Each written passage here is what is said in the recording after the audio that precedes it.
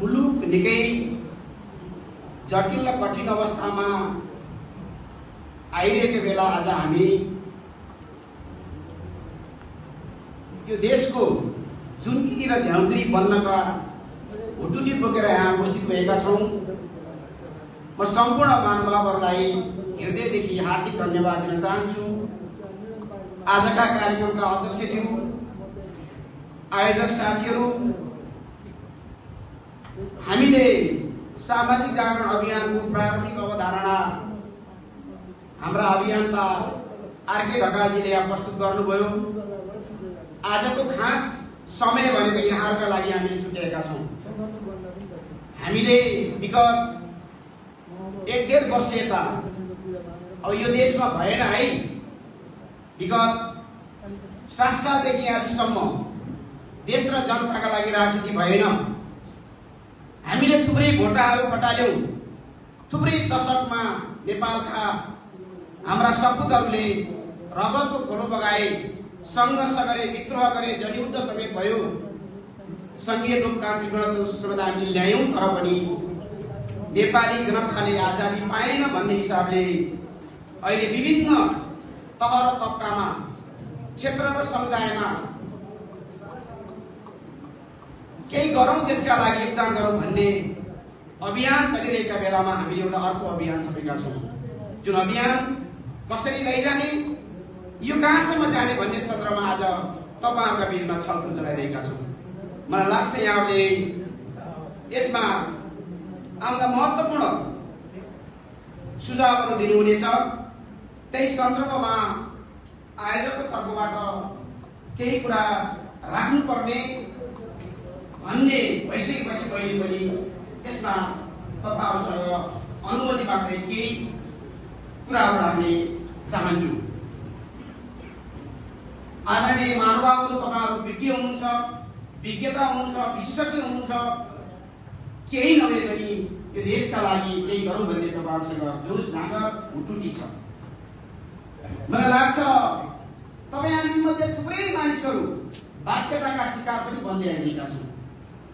मैले आज धेरै लामो विवेचना गर्न चाहन्न, तर मैले पछिल्लो समयमा मसँग दुईटा वक्तव्य, एउटा नेपाल परराष्ट्र मन्त्रालय र एउटा नेपाली दूतावासले जो दिल्लीमा छ हाम्रो उसले निकालेको दुईटा वक्तव्यकै सन्दर्भमा मैले अध्ययन गरेँ। पनि हामी आज के साँच्चै यो देशमा नेपाली भएर हामी नेपाली माटोमा उभिया छौँ त? आज यो गम्भीर प्रश्न उत्पन्न भएको छ। के आज हाम्रो देश सार्वभौम सम्पन्न छ त? के हाम्रो देश स्वतन्त्र छ त? के हाम्रो देश देशको रूपमा रहेको छ त? कता कता लाग्छ र चर्चा पनि हुन्छ। नेपाली बडका, नेपाली भाषा बोल्ने,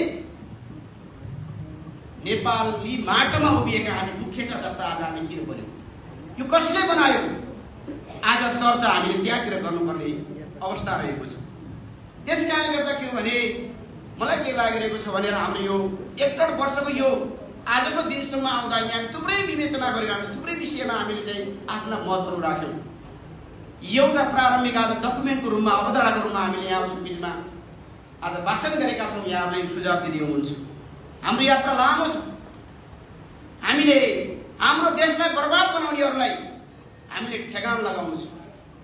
तिनीलाई कानुनी कठघरामा ल्याउनु छ, जनताको अदालतमा उभ्याउनु पर्ने छ। जसले आज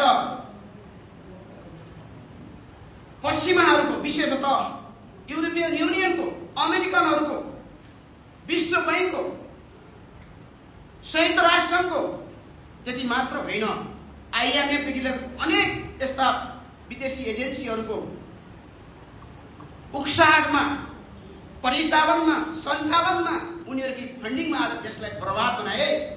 जुन कुरा आज जस स्वराजको पैसा र USAID को पैसा कसले खायो भन्ने कुराहरू प्रमाणित भइसकेका छ। आज यो विषयमा पनि हामीले गम्भीर ढङ्गले सोच विचार गरेर, विचार विमर्श गरेर हामीले अगाडि बढ्नुपर्ने आज हाम्रो काँधमा जिम्मेवारी थपिएको छ। आज देशमा हामीले यति लामो कुर्बानी गरेको व्यवस्थामाथि प्रहार भएको छ।